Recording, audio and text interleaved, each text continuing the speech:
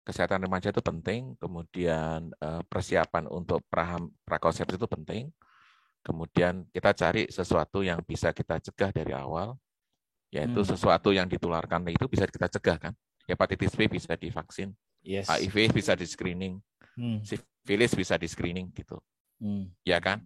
Sedangkan untuk penyakit menular seksual itu kan behavior. Jangan sampai anak kita terjerumus pada suatu perilaku yang negatif.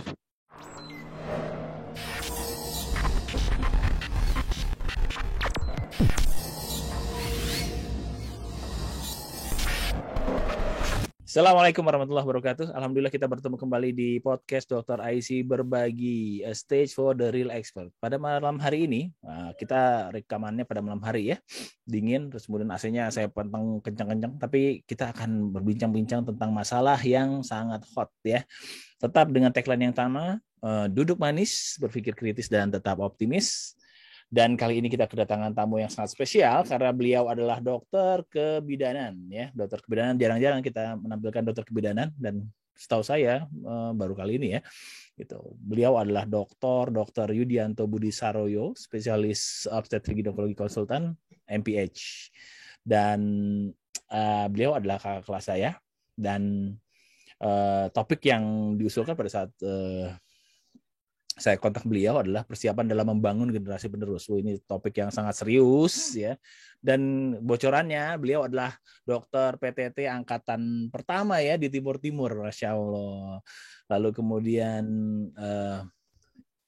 setelah lulus kebidanan melanglang buana ke beberapa daerah ya. Kayaknya hobinya tuh di daerah terpencil ya, Timur Timur, Maluku Utara, Maluku, Pulau Lingga Kepri. Masya Allah, sampai kemudian dia kembali ke kebidanan, Departemen Obstetrik Ginekologi FKUI, dan berada di sebagian veto maternal, dan dikatakan passionnya adalah mengajar. Sehingga salah seorang gurunya, Prof. Bowo, menyebutkan dia adalah Master of Training, of Trainer. Ya. Jadi sangat aktif menjadi trainer di berbagai pelatihan BSS, Alarm, dan Perinasia atau resusitasi neonatus, dan juga aktif di banyak pokja.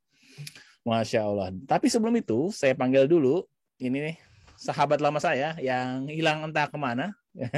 Entah beliau yang hilang apa saya yang hilang karena beliau baru sembuh dari COVID. Oke, Riz. Assalamualaikum, Riz. Waalaikumsalam warahmatullahi wabarakatuh. Sehat, Dok? Sehat, alhamdulillah. Gimana kondisinya sekarang? Mantap ya? Lumayan ya. Jadi kalau yang bilang-bilang COVID itu hoax, pingin suruh masukin ruang isolasi aja ngerasain sendiri. Ya. Mudah-mudahan sekarang udah nggak ada lagi lah yang bilang hoax ya. Ya, walaupun ada, mudah-mudahan sadar.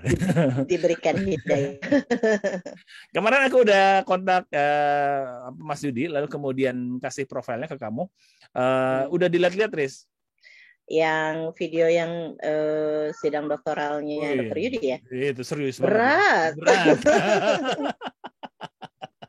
Oke, tapi ini saya nggak mau beliau serius malam ini karena saya udah awati-wati, Mas jangan jaim Mas, gitu. Kita sambut aja nih Dokter Yudi atau saya bisa panggilnya Mas Yudi. Mas Yudi, assalamualaikum warahmatullahi wabarakatuh.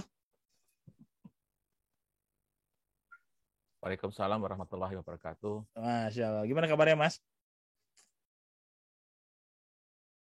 Oh, ini sama Mbak Risis, sama Elsie ya, Mbak ya? Oh iya. Elsie, lulusan COVID. Oh gitu, Elsie. Oke. Mas, mengenai tadi, saya tertarik dengan bocoran itu ya. Master of Training. Itu julukan dari Prof. Bowo ke Mas Yudi. Emang segitu senangnya gitu ngajar? Ya apa ya? Kan kalau di level pelatihan itu ada dua yang mesti kita alihkan, yaitu alih of knowledge, jadi kita alih pengetahuan bahasa Indonesianya, transfer of knowledge sama transfer of skill ya. Nah, transfer of skill itu terutama untuk yang bersifat kinestetik ya, motorik itu pelatihan, jadi kita melatih ya saya suka aja gitu kan. Dan saya pikir kan itu suatu hal yang bisa berkembang ke banyak orang gitu ya, bukan hanya satu tapi mungkin manfaatnya banyak gitu. Masya Allah. Ya mudah-mudahan jadi amal jariah ya Mas ya. Masya Allah. Ya, baik. Cita-citanya. Cita-cita gitu. Kan masalah diterima atau enggak kan? Iya. Bukan kita usaha atau. Baik. Kita husnuzon, kita diterima. Mas, mengenai topiknya membangun generasi penerus ya. Persiapan membangun generasi penerus. Apa sebetulnya? Kan generasi penerus pastilah pada saat kehamilan ya yang kita coba optimalisasi gitu. Apa sih sebetulnya yang kita bisa lakukan untuk hal tersebut? Itu suatu topik yang biasanya kita ingin membuat suatu keluarga. Dalam hal itu kan cita-cita ya semua.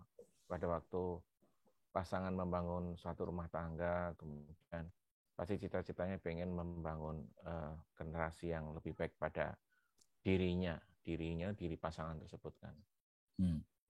Dan padahal kehidupan itu kan macam-macam ya. Ada musibah, ada bahkan pandemi seperti saat ini ya.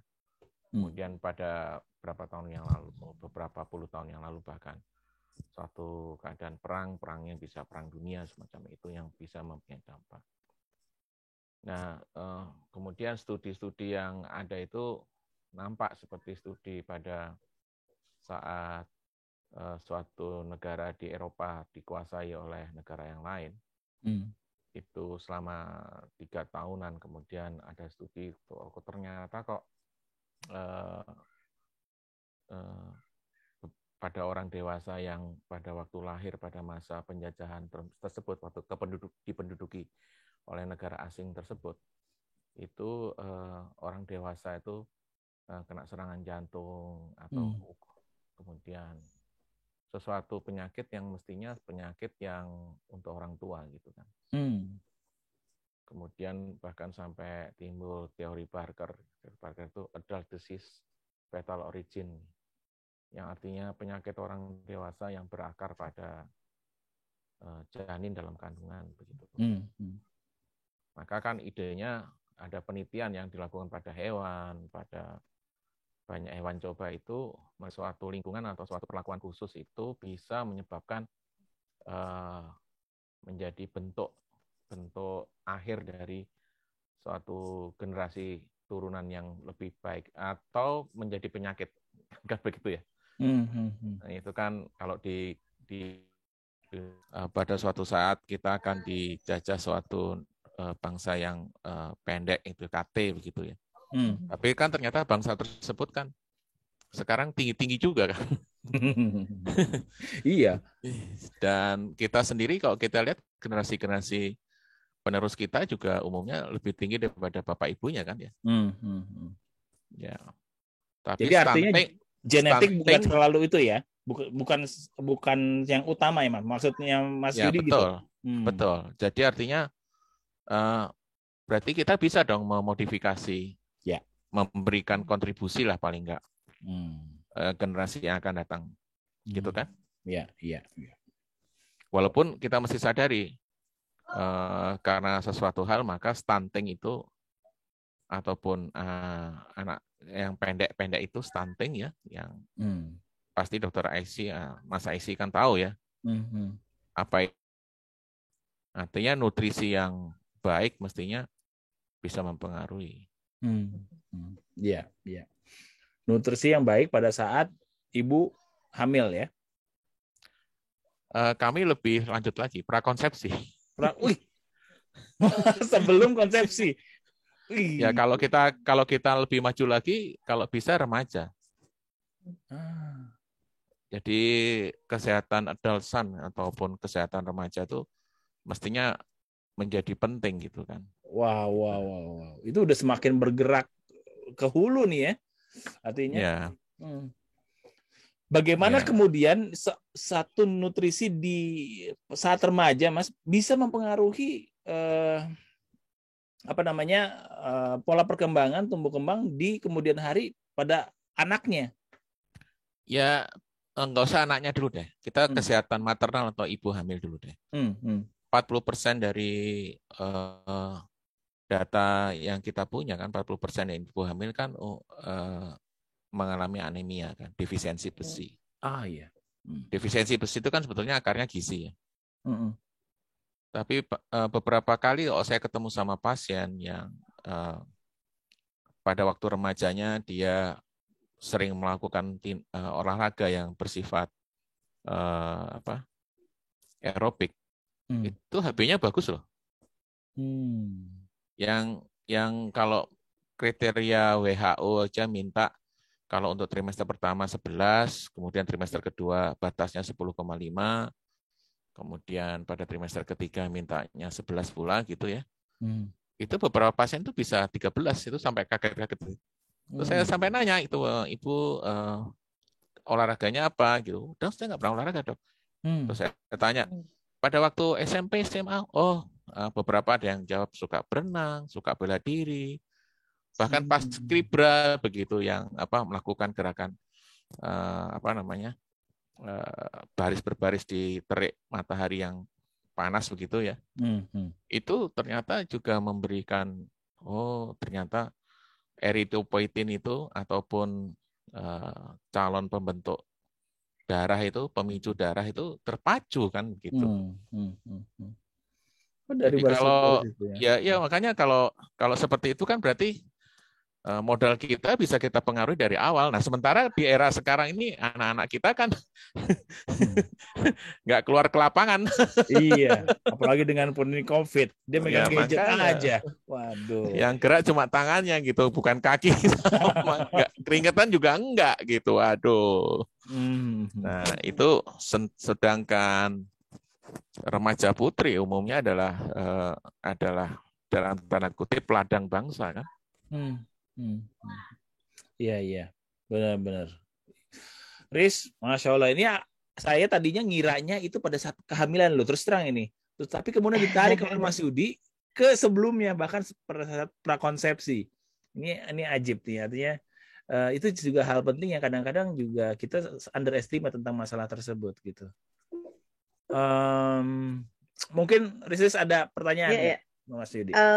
Iya, buat saya sih menarik sekali ya dok, karena kalau selama ini karena saya sering keluyuran kemana-mana tuh ya dok, bahwa persiapan untuk hamil itu dilakukan dari sebelum hamil itu sempatlah dengar beberapa kali, tapi bahwa itu menjadi modal justru ketika kita sejak remaja, itu satu wawasan baru terus terang buat saya, apalagi saya punya anak-anak perempuan gitu ya, yang lifestyle-nya itu perlu diperhatikan. Dok, Dokter Yudi, selain nutrisi dan olahraga tadi ya dok, faktor apa lagi dok yang bisa menentukan kondisi janin pada saat kehamilan nanti? Boleh nggak kalau saya menggambarkan bagaimana kita akan menanam padi? Boleh nggak ya? Boleh. Ya, jadi kalau kita punya tanah, kemudian kita akan tanami padi, maka kan kita bersihkan dari gulma ataupun hama yang bisa mengganggu, kemudian aliran airnya kita bersihkan gitu kan, kerusakan kita bisa tambal. Jadi kalau misalnya di pertanyaan Mbak Risis itu adalah gimana supaya janin, saya sebelum jadi janin ya sawahnya atau ibu sama bapaknya ya mesti saya screen apakah ada faktor yang bisa diturunkan atau ada faktor yang bisa ditularkan kan begitu. Jadi sebagai contoh yang paling gampang kan sebetulnya paling gampang periksa darah, tapi saat ini pemerintah sudah menggalakkan yaitu misalnya pembawa sifat talasemi. Nah, itu kan pasti bidangnya Mas Aisy ini. Iya, betul. Kalau bidangnya Mas Aisy kan kalau pembawa sifat talasemi kan sebaiknya jangan berpasangan dengan pembawa sifat talasemia kan. Ada risiko 25%. Nah, sekarang itu kalau bisa ya pada waktu periksa hamil ataupun pada waktu pada waktu akan menikah itu adalah bagian dari pemeriksaan yang mesti kita lakukan gitu.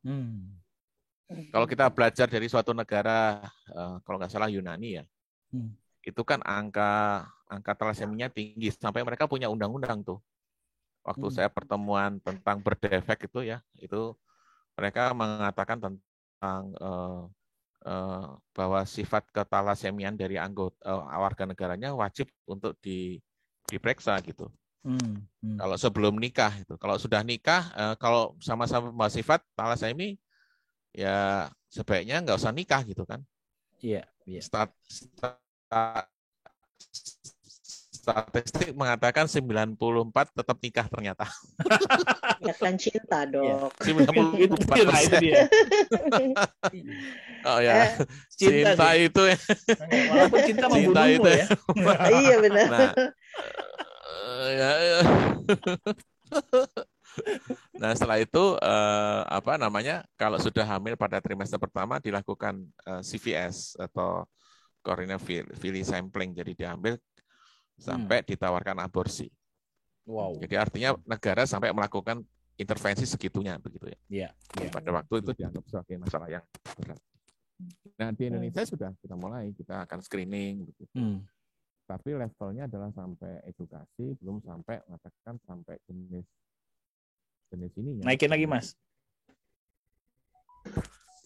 Nih, sampai segini. Iya. Ya, sampai jenis kelainan genetiknya belum. Sampai sekarang belum. Iya. Satu lagi misalnya rubella. Itu yang ditularkan. Rubella itu kan kalau terkena orang hamil pada usia di bawah 11 minggu, itu 90% tuh bayi akan mengalami kelainan pada sistem saraf pendengaran. Iya. Tuli ya, bisa tuli. Serem banget tuh. Padahal kan simpel ya. Nah, makanya kalau kita tuh simpel ya, periksa aja IgG dari rubella. Kalau positif kan berarti dia protektif, tapi kalau negatif ya vaksin saja kan gitu ya. Yeah. Nah, itu hal-hal yang sangat simpel untuk kelainan yang bisa menetap. Satu lagi beberapa penyakit lain yang sekarang juga sedang kita galakkan di bidang kebidanan, jadi triple eliminasi, jadi kayak HIV, hepatitis B sama sifilis begitu. Nah itu kan kalau misalnya hepatitis B aja, kalau misalnya ibunya penderita tidak dilakukan vaksin, bayinya tidak dilakukan imunoglobulin, maka 95% akan menjadi kronis kan begitu. Yang dalam waktu 5 tahun sampai 50 tahun ke depan, 50 tahun ya, itu 2-5%-nya bisa menjadi kanker gitu ya, kanker liver atau sirosis atau gagal hati begitu kan. Gitu. Iya. Nah jadi kan sebelum jadi Mbak Riris, sebelum jadi janin, cek dulu tuh sawahnya sama donaturnya. Bahkan sebelum pacaran atau ta'aruf ya. Iya.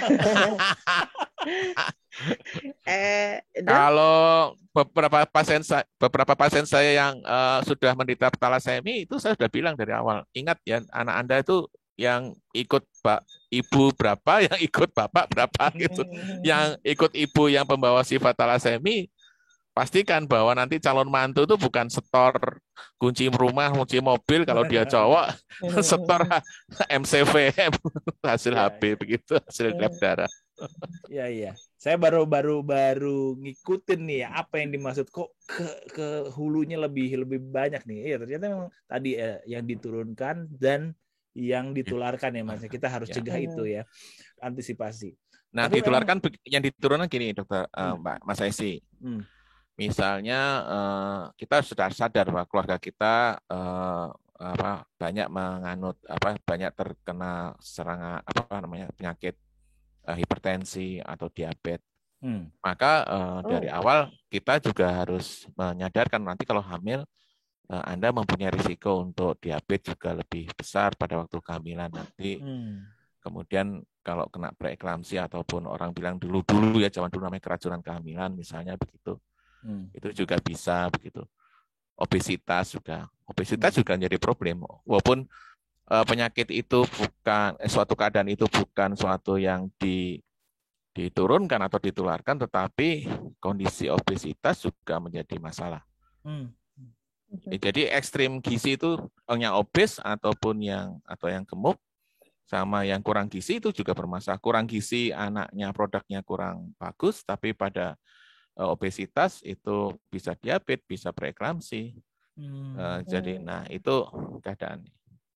Jadi konsepnya adalah bagaimana sang calon ibu itu dipersiapkan untuk bisa hamil. Kalau guru saya, Prof. Bowo itu selalu ngomong gini kalau ngomong ceramah itu. Kita tuh aneh ya, kalau buat rumah, kita tuh sampai merencanakan gambar rumahnya, bayar orang. Kalau hamil nggak pakai kayak gitu katanya. Ya iya sih, saya juga mikir juga. Oh, iya. Kok gitu ya? Kalau saya pikir, kenapa ya? Oh ya betul. Kalau hamil kayak begitu orang kagak mau hamil kayaknya. Ribet bener. Iya benar. Saya juga lagi mikir jadinya dok, kalau misalnya kita mau nikah, jadi apa nih minimal apa ya? Misalnya gini, saya punya anak perempuan, terus anak saya mau punya mantu. Dokter Aisy lah. Anak saya paling besar 23 tahun, dok. Dokter Aisy yang si kakak masih kecilan dikit. Yang kecilan dikit ada nggak? Yang kecilan ada umur 14 tahun, dok. Cewek? Iya, perempuan. Itu apa yang harus dipersiapkan, dok? Kalau yang masih remaja dan kalau yang kakaknya yang besar gitu.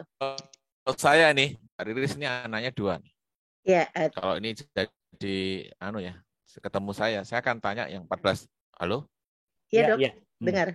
Yang umurnya 14 tahun saya sarankan vaksin HPV. Oke. Nggak ada hubungannya dengan hamil, nggak ada. Tapi ingat ya, kanker di Indonesia terbanyak itu ada 2. Payudara sama cervix. Very simple, 2 kali suntik saja. Dibanding lewat dari 15 tahun, 3 kali suntik. Jadi kalau anaknya Mbak Riris yang pertama, kalau dia mau vaksin HPV, 3 kali suntik. Tapi kalau anak pertama, anak yang 14 tahun, cukup 2 kali suntik dan efikasinya lebih bagus yang kecil dibanding yang besar. Nggak ada hubungannya dengan hamil, ya. Tapi itu kalau kena kanker, apalagi Mas Aisy kan di bidang ini kan onkologi juga tahu ya. Itu pasti orang kena kanker itu bukan mempengaruhi pasien saja, tapi mempengaruhi keluarga. Betul enggak? Betul banget itu. Nah, betul kan. Jadi kalau saya prevensinya murah banget. Kalau dibilang, dok harganya mahal, harganya sekian juta. Manfaatnya berapa juta ya? Oh nggak kehitung dok. Nah ya sudah, kerjain aja. Gitu. Bahkan kalau di CDC-nya Amerika, itu anak laki juga divaksin. Non sewu ada LGBT di sana sih masalahnya. Oh gitu ya. Sampai saat ini pun saya pribadi anak saya laki ya tutup mata saya vaksin saja. Jadi ini luas Mas ya, artinya yang diturunkan kita mesti tahu ya, lalu kemudian risiko-risiko juga kita mesti tahu, environment-nya kita bisa modifikasi gitu loh. Tapi kan gini Mas, kita kan berbenturan nanti karena knowledge kita belum sama. Misalnya knowledge tenaga medis ya dengan knowledge di lintas sektoral itu mesti disamain dulu kan, karena itu akan berhubungan dengan regulasi-regulasi yang di lintas sektoral tersebut. Gimana cara kita untuk bisa menyamakan persepsi gitu Mas? Di level otoritas, maka kita mencari minimal dan skala prioritas dong. Jadi misalnya kayak talasemi, kita sudah mulai deteksi dini kan. Ya. Kemudian deteksi dini, awareness kita naikkan begitu. Rubella sementara ini masih belum terpegang. Tapi CRS sudah dilaporkan. Case finding yang bayi yang dengan rubella syndrome itu sudah ada yang tapi ke hulu kita masih belum. Karena itu hubungannya dengan budgeting sih ya. Iya, betul. Nah, kalau kita lihat dari pengelolaan kesehatan masyarakat itu kan juga ada yang masyarakat tertentu yang mempunyai kemampuan. Ya, kita tawarkan. Toh itu kalau ada dan bisa ya kenapa tidak begitu kan. Dan beberapa pasien yang kami kelola itu ada yang mengambil kesempatan begitu gitu. Ya dengan edukasi sebentar kemudian biasanya nggak saat itu. Ya silakan cari deh kata kuncinya ini dengan era digital dan dunia maya yang hebat saat ini tuh mudah sebetulnya. Kata kuncinya ini ya, jangan ketemu sama kalau ketemu nanya Mbah Google, pastikan Mbah Google-nya yang lagi bukan yang bagian hoax gitu, bagian yang terpercaya. Nah, sudah nanti setelah itu, Dok, saya pengen anak saya gitu. Beberapa sudah begitu. Nah, ini belum sampai hamil nih ya, baru awal ya. Baru awal kita udah. Ini kayaknya 2 sesi, ini bukan 1 sesi. Boleh. Kalau kayak drakor ini kita. Oke, Mas. Jadi masalah prioritas kalau di kita kan, karena masalah keterbatasan SDM mungkin, keterbatasan dana gitu ya. Tapi kalau kita lihat benchmark di negara maju, apa standar yang pemeriksaan yang mereka sudah lakukan pada saat di usia remaja untuk anak-anak putri remaja atau anak-anak putranya? Saya tidak bisa memberikan komparasi dengan negara lain, sementara saya hanya menyinggung sebagian kecil dari itu, IC. Kalau pas hamilnya mungkin saya bisa, tapi pada waktu prakonsepsi saya hanya menyinggung bahwa kesehatan remaja itu penting, kemudian persiapan untuk prakonsepsi itu penting, kemudian kita cari sesuatu yang bisa kita cegah dari awal, yaitu sesuatu yang ditularkan itu bisa kita cegah kan. Hepatitis B bisa divaksin, HIV bisa di screening, sifilis bisa di screening gitu, ya kan. Sedangkan untuk penyakit menular seksual itu kan behavior. Jangan sampai anak kita terjerumus pada suatu perilaku yang negatif, narkoba, kemudian sama ini. Udah, itu dulu cukup. Kemudian hidup sehat, olahraga, gizi yang seimbang. BMI-nya body mass index atau indeks massa tubuhnya ideal lah 18 sampai 23. Gigi bagus. Gigi itu hubungannya dengan prematur. Nggak pernah bayangin ya. Kesehatan gigi hubungannya dengan saya, Dok. Lahir prematur. Saya juga kalau literatur tentang itu banyak sekali. Jadi saya ya gigi harus baik gitu ya. Udah. Nah, setelah itu ya silakan hamil. Waduh, ribet banget hidup ya. Kompleks itu kalau kita pikirin untuk mencetak generasi-generasi yang memang realitanya adalah kita akan melakukan pemeriksaan screening di awal aja, trimester pertama atau trimester kedua, kemudian kita cari faktor risiko, kemudian kita cegah di situ. Jadi beberapa keadaan yang sudah terdeteksi bisa ada obatnya ataupun ada prosedurnya begitu. Dok, boleh nanya nggak saya, bagaimana kalau misalnya dengan kondisi-kondisi, kalau tadi kan umum ya Dok, kayak misalnya rubella, informasinya kan sudah mulai banyak tuh Dok ya tentang sindrom rubella kongenital, terus tadi talasemi juga Tapi bagaimana dengan kondisi-kondisi kekhususan yang lain Dok, misalnya gitu.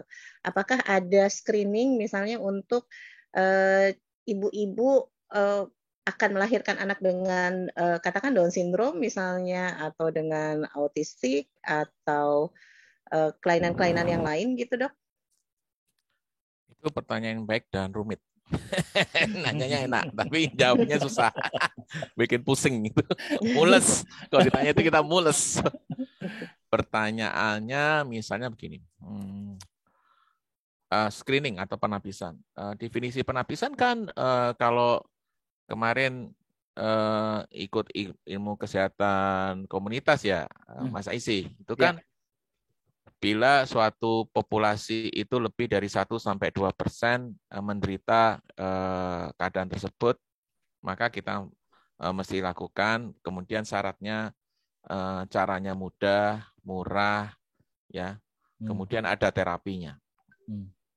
Jangan sampai kita screening tapi nggak ada terapinya, kita sama aja kita beli tiket horor selama 9 bulan. Benar kan? Iya.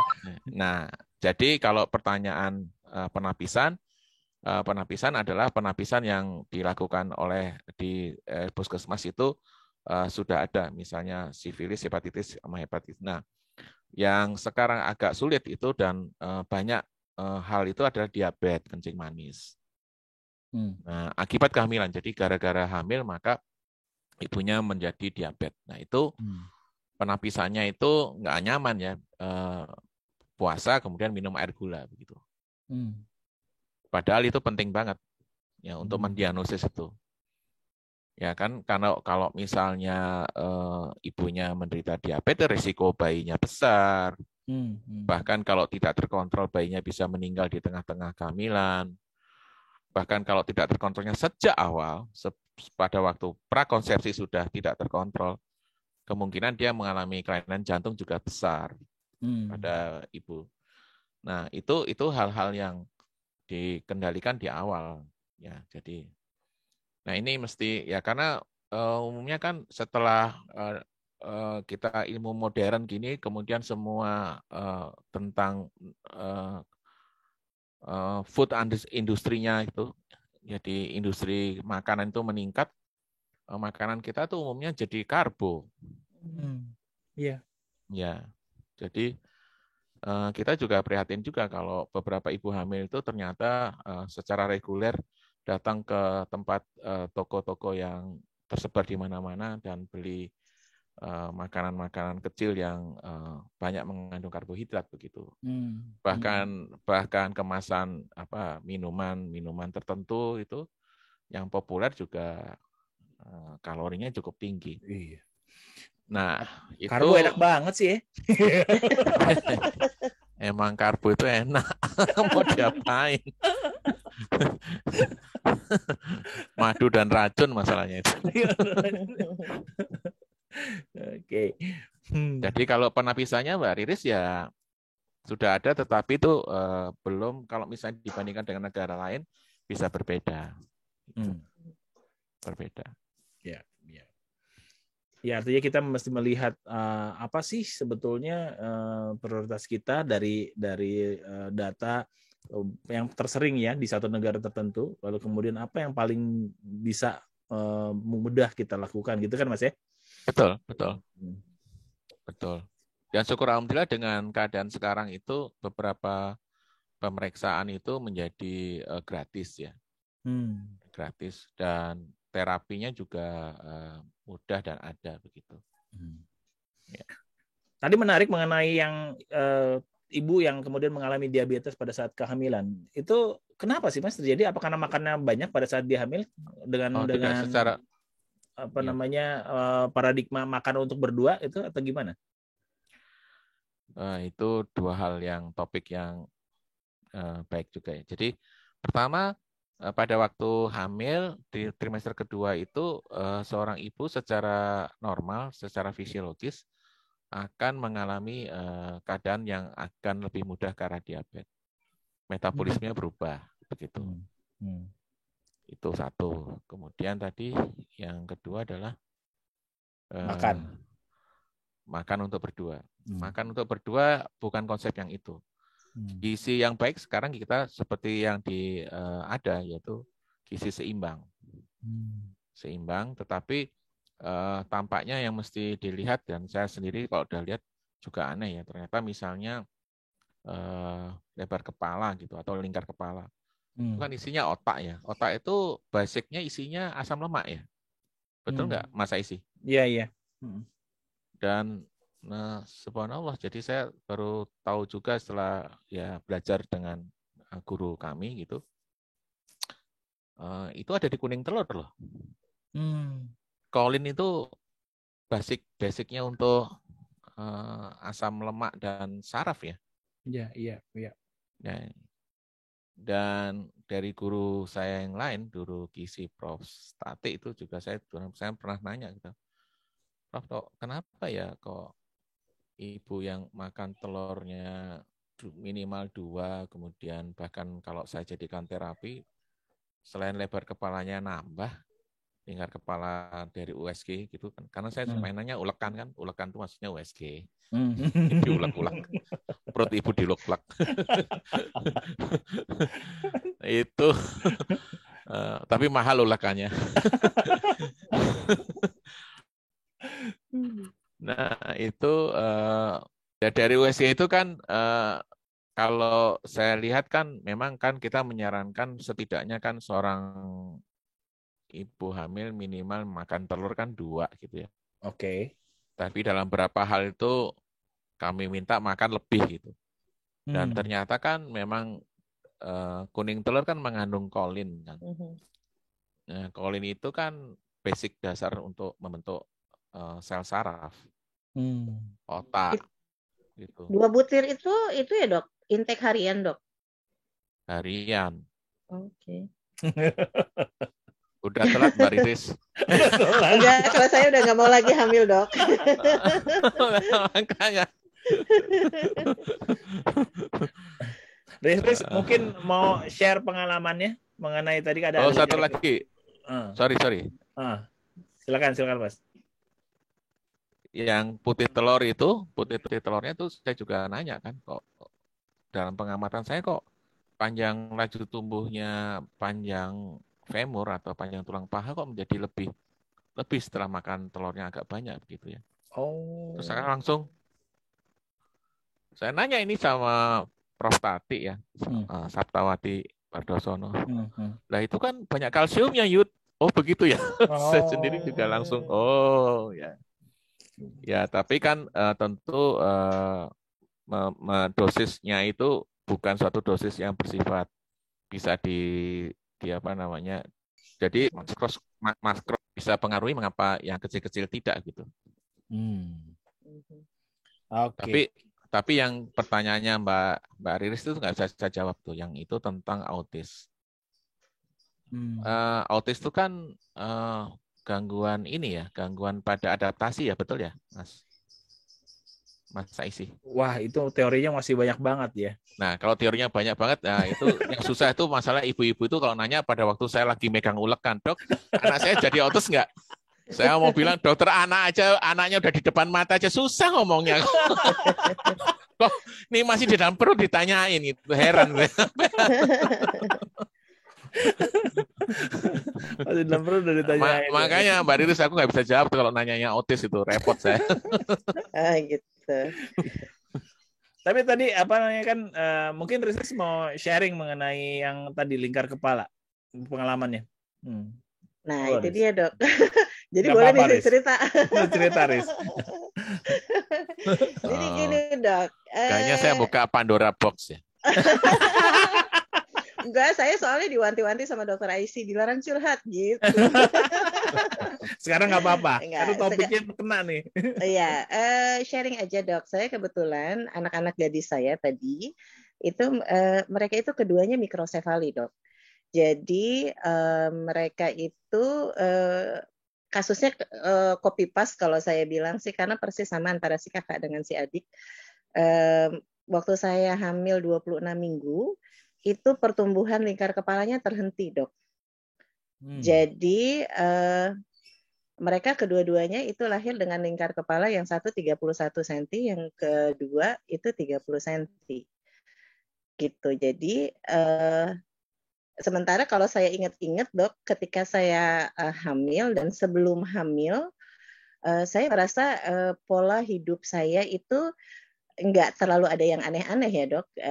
Paling sih ketika hamil agak hiperemesis aja, tapi nggak yang saya menyebabkan saya sampai harus dirawat di rumah sakit tuh nggak, cuma berat badan aja yang turun. Terus waktu muda sih. Masih muda. Ya itu saya nggak punya pola hidup yang tidak sehat gitu. Jadi dan sampai sekarang ini masih menjadi misteri buat saya, anak saya ini apa ya kira-kira penyebabnya, karena ketika di USG sih ya itu waktu itu ketahuannya segitu, pas keluar saya cuma tes genetik itu hanya FISH dan karyotype ya. Yang lainnya itu saya mikirnya waktu itu karena terbentur biaya ya, kecuali kalau tes tadi untuk menemukan penyebabnya saya nggak harus keluar biaya sendiri sih, saya mau aja anak saya dijadikan bahan gitu untuk ilmu mendapat pengetahuan data gitu, lebih jauh ya. Betul gitu. Nah ini sekarang sebenarnya arahnya kemana sih dok sebetulnya? Karena ternyata sesudah saya bergabung di berbagai komunitas, terutama di komunitas cerebral palsy ya dok, banyak sekali ternyata dok populasinya anak-anak dengan mikrosefali ya dok. Waktu itu di Jerman ya Riz ya? Iya, yang sulung lahir di Jerman.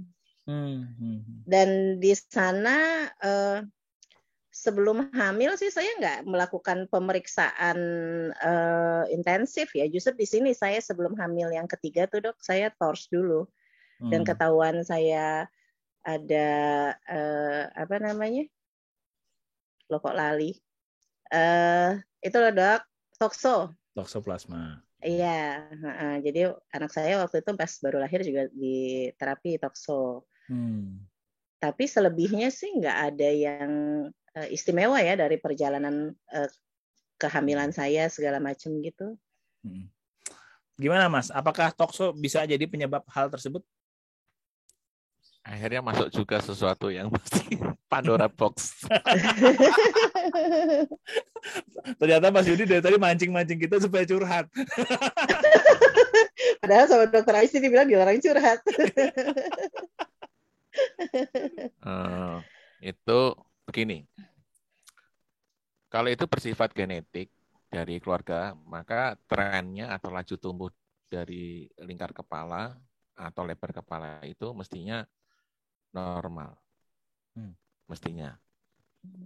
Tingkat kemiringan, tren itu berarti kemiringan ya, laju tumbuh. Kemiringannya sama, tapi kalau laju tumbuhnya enggak, itu berarti ada sesuatu. Kita enggak tahu. Itu satu. Itu kalau misalnya ada kelainan pun, pertanyaan saya apakah ada gangguan fungsi? Itu yang mesti saya tanya. Kalau ada, kalau berulang mesti dicari apakah ada kelainan yang bersifat diturunkan tadi. Itu yang mesti dicari. Nah itu nggak mudah. Bank data tentang kelainan bawaan itu kan OMIM tuh ya. OMIM itu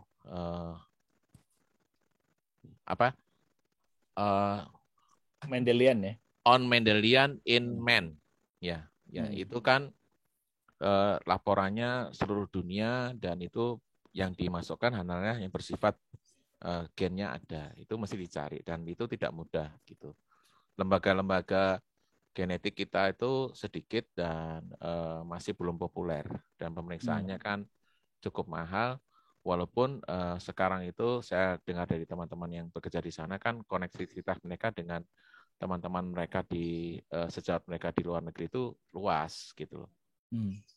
Jadi artinya ngirim bahan ke sana kemari gitu cuma untuk mencari sebetulnya ini kelainan gennya apa gitu kan pasti bisa diturunkan. Nah itu hubungannya dengan bisa diturunkan itu Mbak Riris gitu ya. Nah itu profesornya ada itu jagoannya di RSCM Prof. Damayanti itu. Ya. Betul. Kayaknya kan, udah pernah ketemu juga Riz ya? Iya. Iya. Pasti udah mentoknya di situ gitu.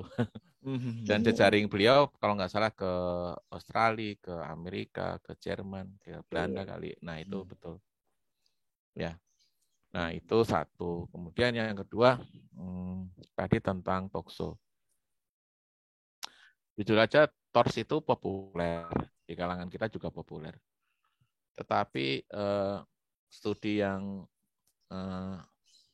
ada itu sebetulnya angka kongenital, kelainan kongenital yang ditransmisikan oleh tokso aja, itu hanya 5/10.000 loh. Dan untuk menegakkan diagnosis dan pengobatan tokso itu rumit. Jadi misalnya pemeriksaan pada imunologi, jadi kayak itu IgG atau IgM-nya. Tetapi untuk mengatakan bahwa apakah janin ibunya ibunya pernah terinfeksi, ibunya saat ini terinfeksi atau yang lalu terinfeksi, pertanyaannya itu nyangkut ke janin nggak ya? Nah itu kan perlu diperiksa amniocentesis dan lain-lainnya gitu. Nah itu baru diobati. Di Indonesia itu intervensi masuk ke amniocentesis ataupun masuk ambil cairan ketuban, bahkan beberapa spesimen dari janin itu masih belum populer. Iya. Sehingga yang terjadi di Indonesia pada waktu dulu dan saat ini juga masih ya, itu diberikan pengobatan gitu. Walaupun sebetulnya kalau kita tanya emang janinnya ada kena, belum tentu kan gitu. Dan kalau misalnya ada pasien gitu nanya sama saya, dokter, anak saya kena tokso.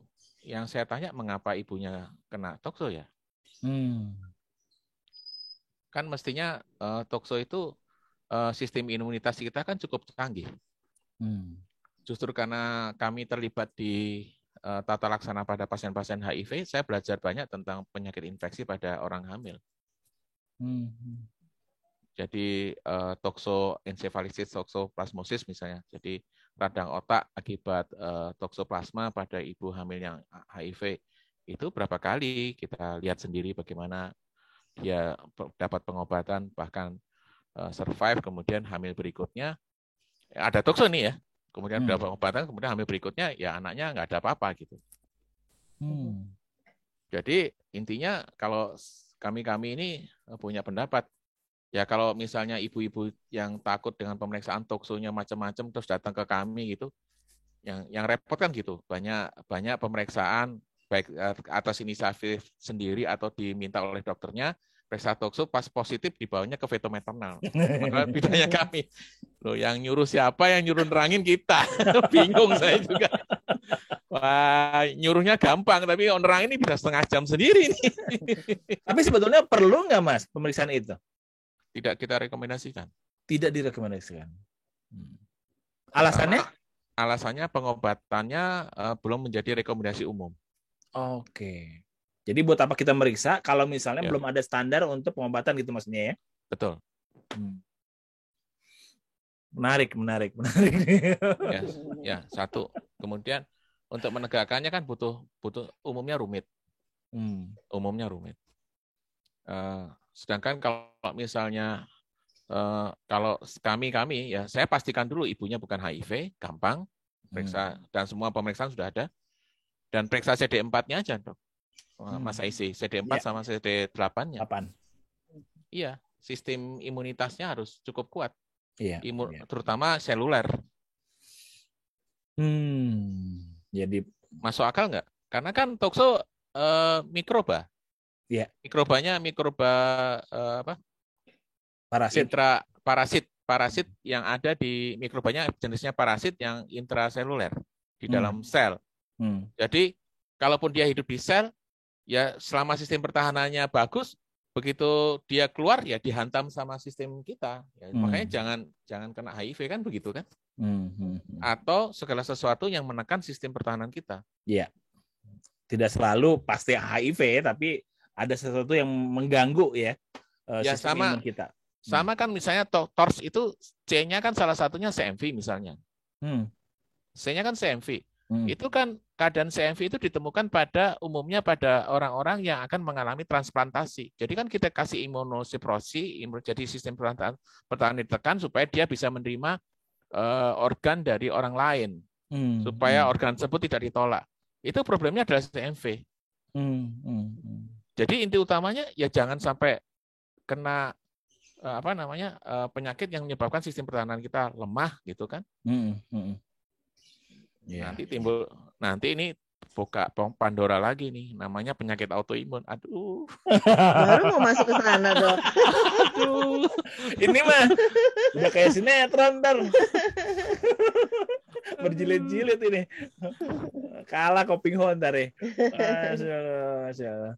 Ya, inti utamanya adalah ini Mbak Riris. Jadi pada waktu timbul kekhawatiran itu adalah perkuat diri sendiri. Makanya kan kalau kita kembali ke remaja putri yang olahragawan baik, nutrisinya baik, pasti insya Allah sistem pertahanannya baik kan, Mbak. Betul kan? Betul, Dok. Betul. Saya jadi teringat semboyan zaman dulu waktu masih muda ya, pemuda harapan bangsa, pemudi harapan saya. Jadi bener ya pas remaja ya kita fokusin langsung di situ ya Mas ya. Ya mestinya iya, kita iya. Sekarang ini kan begini Mas, remaja itu kan dianggap populasi yang nggak mungkin kena penyakit. Ya nggak, ada kan, ada yang seperti itu. Jadi mereka nggak termasuk populasi yang jarang memeriksakan kesehatannya. Ya tapi mereka mempunyai modal untuk jadi orang tua. Iya, iya, betul. Atau remaja yang kita endorse untuk punya pola hidup sehat mungkin ya Dok. Karena kan remaja-remaja sekarang itu kan minim physical activity gitu. 2 tahun ini mereka sekolah Zoom, terus kalaupun tidak nge-Zoom sebelum pandemi, generasi sekarang itu kan nggak kayak generasi zaman kita dulu, Dokter Aisy, yang pasrah misalnya disuruh keliling lapangan kalau kita melanggar aturan atau apa gitu. Kalau sekarang kan anak-anak gampang karena memang pola hidup yang aktif itu nggak terlalu jadi tren di kalangan mereka gitu nggak sih? Yang jadi yang perlu kita endorse rasanya sih memang gaya hidup mungkin ya, pola makan gitu loh Dok. Anak-anak kan fast food semua tuh. Iya. Ya tapi itu kan baru satu domain aja yang lingkungan. Tapi kan kita perlu memikirkan tadi kan genetiknya gimana, terus kemudian ada infeksi nggak di sekitarnya gitu. Itu jadi yang rumit memang. Gitu. Malam-malam dibikin puyeng nih sama Mas Yudi nih. di unmute Mas.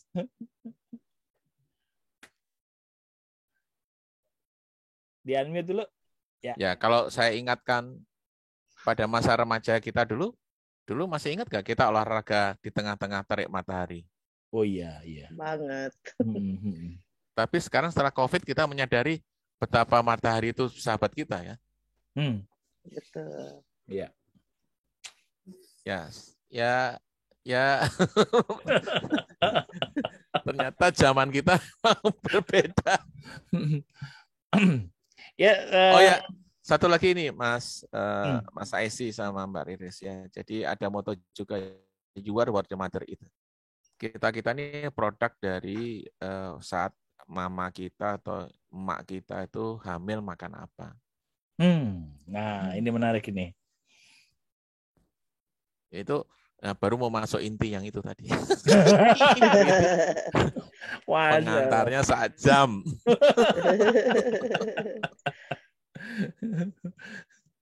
Gimana Mas? Secara singkat aja, karena nanti kayaknya nih butuh edisi berikutnya nih, kalau misalnya untuk yang detail ya. Jadi 70% orang itu ternyata mual muntah. Nah ini udah kedengeran sih Mas. Coba Mas. Halo, sudah? Ya. 70% mual muntah. Ya silakan Mas. Udah. Ya. Pada trimester pertama itu 70% ibu hamil itu mual muntah. Pertanyaan ada mual-mual. Pertanyaan saya yang 70% atau yang 30% yang normal? Nah, mestinya kalau menurut jumhur yang banyak yang normal ya. Iya. Kok pakai agama?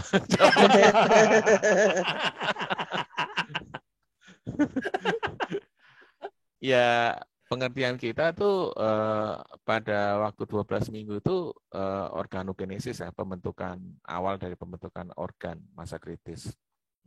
Harapan kita adalah ibu-ibu hamil itu tidak makan sembarangan. Ya.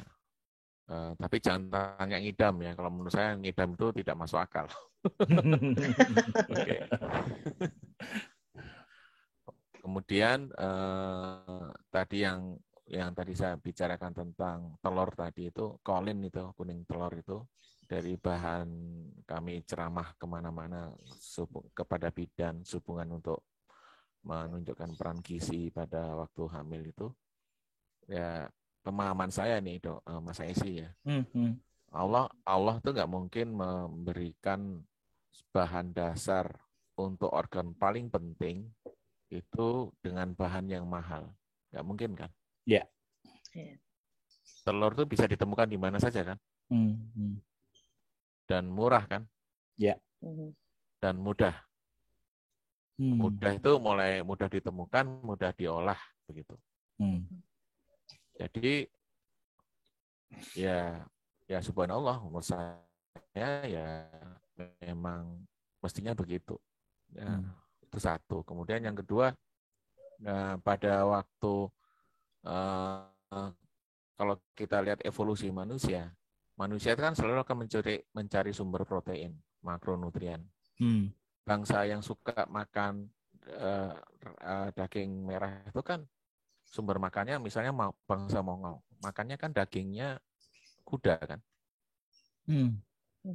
Sedangkan orang Amerika kan bison. Orang Skandinavia yang mereka sebagai bangsa yang penakluk secara fisik berarti harus kuat kan, menjelajah segala macam, itu kan makannya rusa. Sedangkan orang Arab itu yang sering, orang Timur Tengah itu mereka nanya, Dok, emang boleh makan daging kambing? Nanti panas. Saya bilang, lah Nabi di Timur Tengah makannya kambing. Untung nggak makan untung nggak nyembelih onta. Susah kita carinya. Nah, kemudian satu lagi itu basic deh untuk ibu-ibu hamil. Jadi maksud saya sumber proteinnya. Nah, bagaimana dengan bangsa-bangsa yang tinggal di kepulauan? Sebagai contoh, bangsa Jepang aja itu kan makannya sukanya makan tuna. Bangsa Taiwan aja, yang di Taiwan itu juga ikan tuna, salmon misalnya juga. Nah itu ya kalau misalnya kita lihat, bahkan kemarin saya dapat WA itu tentang bagaimana membandingkan antara salmon dengan ikan kembung gitu. Ya mestinya di negara kita yang luas dengan dagingnya menggantikan daging merah kita gitu, ya kayak sapi, kambing, domba gitu, ya bisalah dengan ikan-ikan besar gitu. Nah itu mestinya kita galakkan buat ibu-ibu hamil memanfaatkan ikan-ikan, dan pola pikirnya mesti diubah. Misalnya pada nelayan gitu ya, ikan terbaik itu adalah untuk remaja calon ibu dengan ibu hamil. Ibu hamil karena ada calon generasi yang akan datang. Bukan, jangan dibalik, nelayan kita menjual ikan terbaik, ikan sisa untuk keluarga. Mesti nggak gitu kan? Jadi juga seperti itu mestinya peternak kita, kemudian kebun kita, hasil kebun, sumber kebun yang terbaik ya untuk remaja putri, ya remaja putra juga, kemudian untuk ibu hamil. Generasi yang akan datang. Kan mestinya begitu, karena kan niat kita adalah supaya anak kita lebih baik daripada kita, tapi perilaku kita tidak seperti itu. Oh, dalam nih. Dalam. Aduh. Membandingkan dengan rumah kan susah banget. Ya paling enggak konsep enggak, prioritas misalnya tentang mana yang perlu disisihkan untuk generasi yang akan datang, dalam ini ibu hamil dan calon ibu begitu. Ya, dan buat kalau misalnya pemberi nafkah, ini anakku remaja putri ya Kalau Anda pengen cucumu baik, ya anakmu yang putri ini mestinya dapat makanan terbaik gitu kan. Jangan dikasih ceker gitu kan. Pahanya begitu. Iya. Jadi kadang-kadang kan nggak tahu sekarang masih ada apa enggak ya kebiasaan kalau misalnya makan tuh kepala keluarganya dulu, ya kan, anak-anaknya belakangan. Ntar nih habis bapak makan gitu. Masih ada nggak, Riz? Kayak gitu, Riz? Kalau di angkatan sekarang kayaknya sih udah enggak sih, Dok, ya. Di angkatan orang tua kita itu mungkin masih ada, tapi kalau di angkatan sekarang kayaknya enggak deh. Problem angkatan sekarang itu adalah jenis makanan yang disajikan. Ya betul, Dok. Bukan prioritas urutan pada satu makanan, tapi justru makanan zaman dulu mungkin bisa lebih bergizi karena tidak jadi industri. Tidak ada pengawetan, tidak ada macam semuanya serba segar gitu ya. Ataupun kalau pengawetan tuh menjadi yang masih jarang gitu ya. Tapi pada saat sekarang udah jadi industri dan industrinya juga menjadi sophisticated, jadi lebih canggih gitu. Sampai marketingnya pun canggih gitu. Nah, itu bukan dikritisi ya, tapi dipahami bahwa pada waktu kita orang hamil segala macam, cobalah kembali ke natural, dan apa yang ada itu terbukti kita bisa survive dan bisa menjadi 260 juta itu dengan pola makan yang zaman dulu loh, bukan? Betul, Dok. Ya. Ini perjalanan panjang mengedukasi nih, Dok, karena kalau tadi dokter bilang harus dimulai dari mereka masih remaja, artinya kan ibu-ibu milenial sekarang nih yang masih punya anak SMP gitu ya, yang perlu diedukasi untuk pola hidupnya atau pola makannya jadi lebih sehat. Karena yang saya lihat tuh, Dok, sekarang itu trennya itu serba ke Korea-Koreaan yang makanannya isinya karbo semua, dan itu disponsori oleh ibu masing-masing anak-anak remaja sekarang. Sebenarnya kalau kita saya lihat TV Korea dan terutama mohon maaf ya kalau saya lihat di AFC, Asian Food Channel itu ya, ada ya. Saya terpaksa nyebut itu ya. Mikrofonnya Mas, naikin Mas. Nah. Sebetulnya pada waktu saya lihat di AFC ya, sorry ya, saya menyebut channel ya, karena itu kan dedicated untuk makanan toh ya, ASEAN Food Channel gitu ya. Itu makanannya seimbang loh. Dagingnya ada, sayurnya ada, segala macam ada. Tapi pada waktu kita lihat industri di restoran atau apa, itu bisa berbeda kemasannya. Jadi kalau misalnya kita mau ngejar ke arah sana, adalah kewajiban untuk menyampaikan berapa kalori, berapa proteinnya berapa, dan makronutrien yang tercantum itu sebagaimana di luar gitu, itu lebih membantu sih. Iya. Jadi emang saya jadi ngerasa tua ya, Riz ya. Karena ini kalau enggak loh, saya masih lebih muda dari Dokter Aisy. Iya, berarti kan gue tua, Riz. Nggak, artinya karena nanti kita akan ngasih tahu kamu ini deh makan seperti pola makan zaman papa dulu, zaman mama dulu gitu ya. Lalu kemudian exercise kayak zaman papa dan mama dulu gitu ya. Itu kayak memang dulu kalau dibilang aduh kan zaman udah berubah gitu kan gitu. Dan gue jadi ngerasa tua nih jadinya gitu. Tapi itu yang memang harus kita tanamkan sebetulnya Mas ya. Jadi ada nilai-nilai baik yang dari dulu itu yang kita mesti tetap lestarikan gitu ya. Walaupun sebetulnya kita mesti belajar dari tetangga juga boleh sih. Ya sampai saat ini kan kalau misalnya kita basisnya banyakkan dengan basic karbohidrat yang glisemiknya tinggi. Nah itu banyak orang, Dok kalau saya nggak makan nasi rasanya nggak makan. Nah itu agak susah juga. Oh itu saya Dok. dan pada waktu seperti itu saya lihat USG gitu, bisa nggak ya itu dikurangi, kemudian yang porsi ini dinaikkan, kemudian bulan depannya dia USG. Wah, ibu bagus nih begini.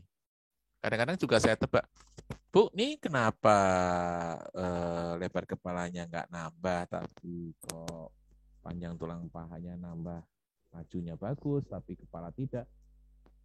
Ya Dok, kuningnya saya buang. Lah, Oh. ya Takut atau gemuk kalau kuningnya kan gitu. Kolesterol beberapa takut banyak. kolesterol, betul. ya dari beberapa hal, tapi ini saya tidak ilmiah ya, tapi saya nanya sama suaminya, apakah tubuh ibu menjadi proporsinya berubah enggak? Maksudnya dokter gimana? Jadi pipinya tambah cabi, tambah gembrot. Oh enggak. Ya udah, kira-kira nambah berat badannya kemana? Ke bayinya kayaknya. Setelah itu baru kita lihat USG. Kita buktikan benar enggak begitu. Ya itu sih yang saya alami ya. Tetapi itu butuh waktu panjang sih kalau seperti itu, kemudian dianalisa pada janinnya, kemudian kita analisa pola makannya seperti apa begitu. Itu butuh waktu lama sih. Wow. Tidak bisa sebentar. Maksud saya periksa hamilnya menjadi tidak cepat, ya lama. Kita satu orang dengan orang lain bisa beda kan? Iya. Ada pasien yang nakal gitu, bandel gitu, ya kita minta periksanya 2 mingguan. Tapi ada anak yang orangnya patuh, ya bisa lebih lama, 1 bulanan gitu. Tapi kalau ya gitu, ya belum lagi air gitu. Kadang-kadang susah minum air. Itu saya juga bingung. Wow, nggak kerasa kita udah 1 jam lewat. Sengaja saya lewatin karena memang ada beberapa tadi yang koneksi yang terganggu. Tapi ini kira-kira udah 1 jaman lah kita udah ngobrol ya. Tapi saya rasa belum masuk ke yang inti, yang dalam, yang detail-detailnya. Nanti saya tagih lagi sama Mas Yudi nih untuk membahas yang lebih detailnya. Karena kita baru di tadi kehamilan yang awal-awal ya Mas ya. Ya. Iya, belum yang selanjutnya nih. Iya, belum persiapan melahirkan nanti harus makan apa, Dok? Iya, itu. Kalau melahirkan bukan makan apa, kegiatan apa yang bisa meningkatkan kepercayaan diri. Ya, terus kemudian mempersiapkan menyusui dan mempersiapkan interval kehamilan. Jadi itu jadi PR-nya Mas Yudi nanti di edisi berikutnya. Mas. Nah, sekarang ini apa namanya buat ibu-ibu deh yang sekarang secara praktis saja. Secara praktis buat ibu-ibu yang dia menginginkan yang terbaik buat kelahiran putra-putrinya. Lahir atau mau hamil? Ya kehamilan, tapi nantinya kan jadi lahir, Mas. Artinya kita kan mempersiapkan generasi penerusnya kan dari hamil. Nah, apa yang secara konkret si ibu itu mesti lakukan? Saya bicara mau hamil dulu deh. Kalau mau lahir itu lain lagi deh topiknya. Kalau mau hamil itu inti utamanya adalah para ibu hamil sebaiknya mempersiapkan dalam bentuk mengurangi semua istilahnya kalau di COVID itu sebaiknya terkontrol. Jadi kalau tadi ada penyakit autoimun terkontrol. Terus beberapa keadaan yang bisa dicegah itu sebaiknya sudah terperiksakan. Misalnya penyakit yang ditularkan gitu. Kemudian mengetahui faktor risiko. Jadi misalnya dulu saya lahirnya kecil, Dok. Dulu saya lahirnya prematur, Dok. Oke, maka kita beri data-data itu sebaiknya sudah kita buat. Kemudian ya sudah silakan hamil. Kemudian nutrisinya adalah yang tidak banyak tadi, yang ke toko tertentu ataupun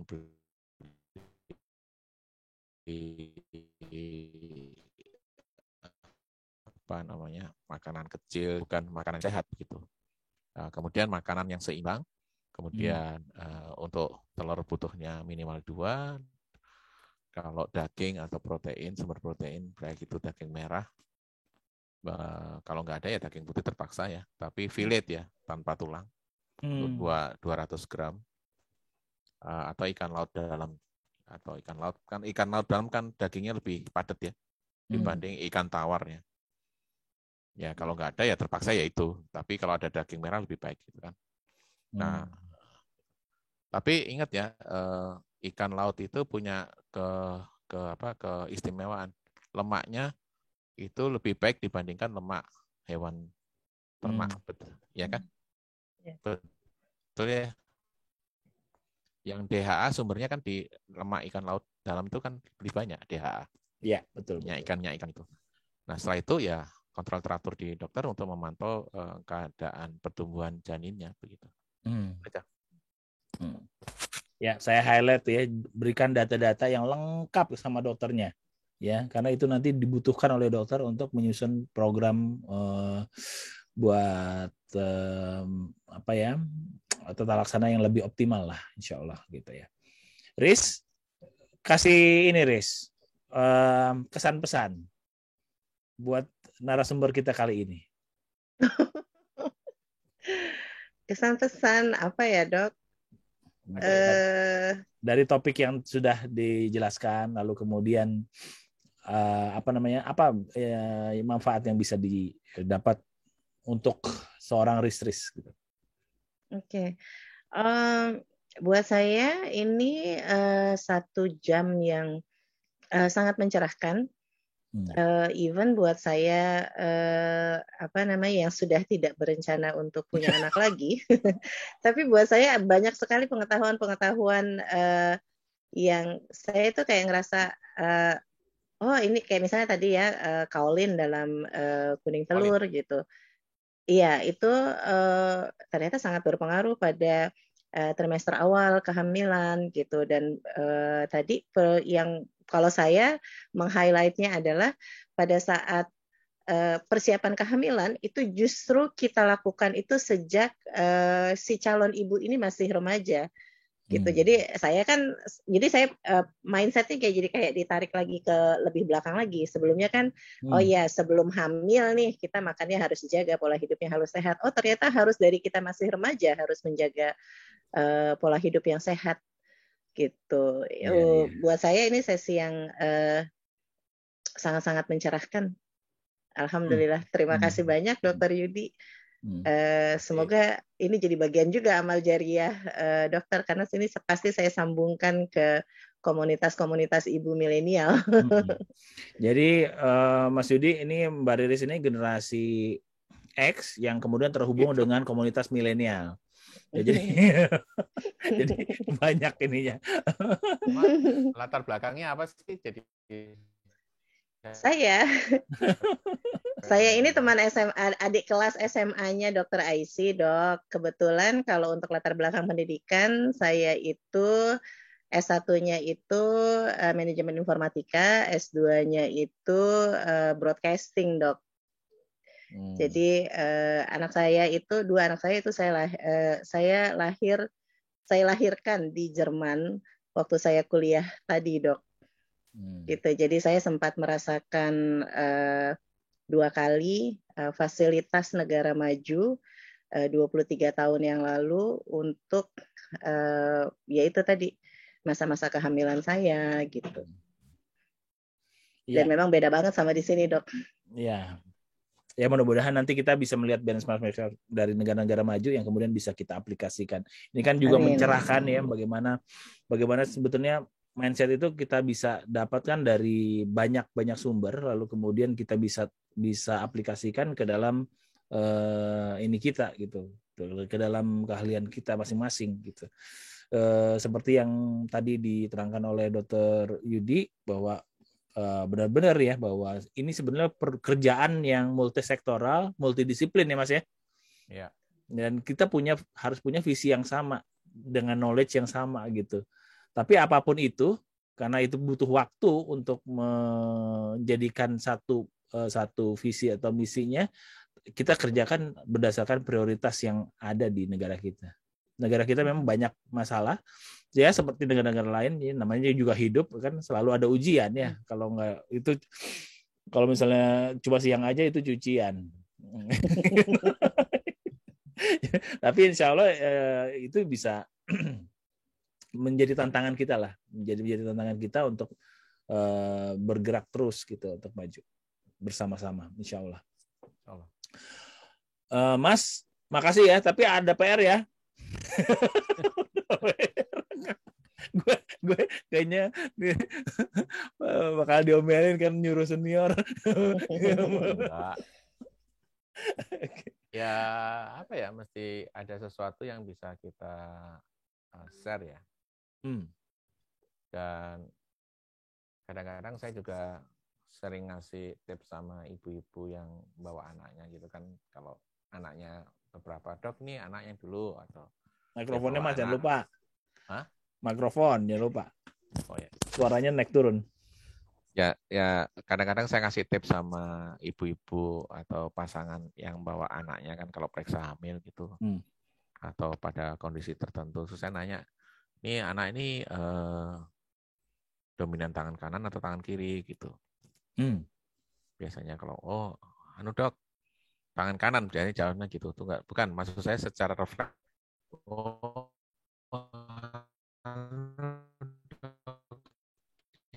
tangan kiri, sehingga kami harus mengajarkan tangan kanan, otak abstrak gitu, suka friendly, suka nari, ya nyanyi, gambar gitu. Oh iya benar dok gitu. Habis itu ya itu tips trik yang kecil-kecil aja supaya mereka juga mulai sadar bahwa kalau anaknya sudah lahir ya tolong diperhatikan. Oh ini anaknya dominan tangan otak kiri, berarti ya pasti nggak dominan otak kanan misalnya tadi kayak tangan kiri, ya matematika atau hal yang kayak itu dia pasti nggak suka gitu kan. Sukanya ngomong aja. Iya dok, anak-anak ini bawel. Nah, itu juga mesti kita ajarin. Yang lain kali kalau jangan pakai kata negatif lah. Ya, alhamdulillah dok anak saya pintar bicara gitu loh. Itu lebih baik kan dibanding bawel gitu. Aduh, jangan bawel dong, bilang doa itu nanti diaminin sama malaikat, selesai sudah. Masya Allah. Ya kayak gitu-gitulah gitu. Jadi menurut saya ya konsep ini yang mesti kita Iya. Jadi ada benang merah ya, bahwa kita harus tampil menarik lebih ke hulu nih untuk mencapai generasi penerus yang lebih baik daripada kita. Kita pengennya kan gitu kan, mestinya generasi yang lebih baik dari kita gitu. Nah, Mas, aku pengen nanya terakhir aja, NGS, Next Generation Sequencing, dengan era farmakogenomik seperti ini, kan nanti akan jadi lebih murah terus. Teknologi itu akan terus lebih murah. Dan kita bisa prediksi, kayak tadi kan kita udah bisa prediksi gen-gen tertentu di usia 40 tahun dia akan kena serangan jantung. Gitu. Apakah nih prediksi seorang Mas Yudi itu kita akan lakukan secara rutin pemeriksaan tersebut pada semua penduduk di era nanti mungkin 30-40 tahun lagi? 10 tahun lagi mungkin ya, tapi sekarang pun kita sudah mulai kayak personalize kan. Jadi karena kami datang sudah dengan kekhususan kayak fetal maternal kan kekhususan. Orang datang, dok saya anak pertama mengalami begini, kehamilan pertama sebelumnya begini, itu ya seperti Mbak Riris kan, dok kalau anak saya mikrosefal gimana, itu bikin pusing kita. Oke. Saya mesti mengantisipasi seperti apa. Sementara pada waktu ini misalnya dia hamil, saya pengen ibu itu mengalami kehamilan jangan terpengaruh dengan terfiksasi dengan sesuatu yang negatif gitu loh. Ya kan kalau kita tahu budaya orang Cina dulu kan ada shinsei yang bisa mengetahui penyakit hanya dengan meraba nadi, betul ya? Berarti yang diraba kan pola denyut jantung ya. Ya. Sedangkan rahim itu kan kalau terisi janin kan bersandar, kalau tidur kan bersandar pada pembuluh darah besar yang denyutannya ada ya.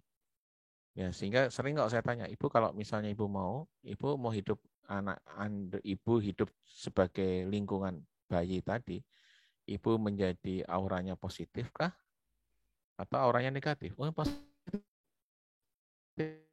Ya positif.